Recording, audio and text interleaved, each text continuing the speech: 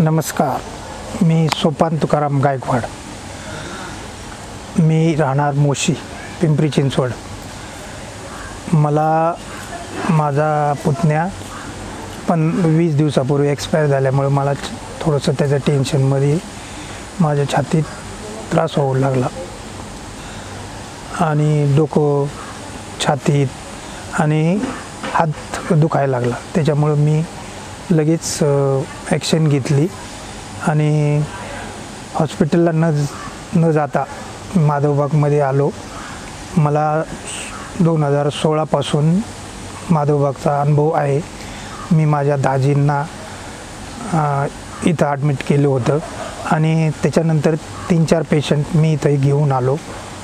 आमचे पिंपरी चिंचवडचे उपमहापौर बोराडे साहेब, पिंपरी चिंचवडचे नगरसेवक लोखंडे साहेब यांना इथं घेऊन आलो आणि दवाखान्याचं हृदयाबाबतीचं ट्रीटमेंट आणि माधवबागचं ट्रीटमेंट याच्यामध्ये किती जमीन आसमान फरक आहे हे त्यांना समजलं.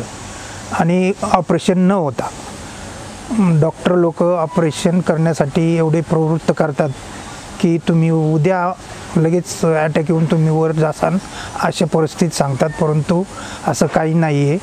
जरी 97-98% ब्लॉकेज असलं तरीसुद्धा माधवबागमध्ये ते क्लिअर होऊ शकतं.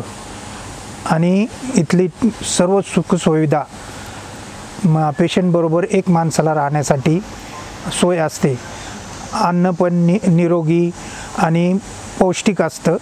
वजन कमी करण्यासाठी चांगला फायदा होतो. माझे वजन 89 किलो होते, माझे आता 86 किलो झाले. आणि मी चालताना मला दम लागत होता.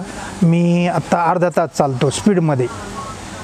त्यामुळं मी इतरांनाही सांगू शकेल की इथून पुढे हॉस्पिटल न जाता माधवबागमध्ये यावे ही विनंती करतो. आणि इथं पंचकर्म करून घेतात आणि जे लोक त्यांचे कर्मचारी आहे ते अत्यंत चांगल्या प्रकारे त्याची मॉलिश वगैरे करून स्टीम बाथ करून घेतात. आणि सर्व सुखसोयी डॉक्टर लोकांचे लक्ष असते. जुने आपले औषधं असेल तेही चालू ठेवून आयुर्वेदिक औषधं देतात. Okay, thank you.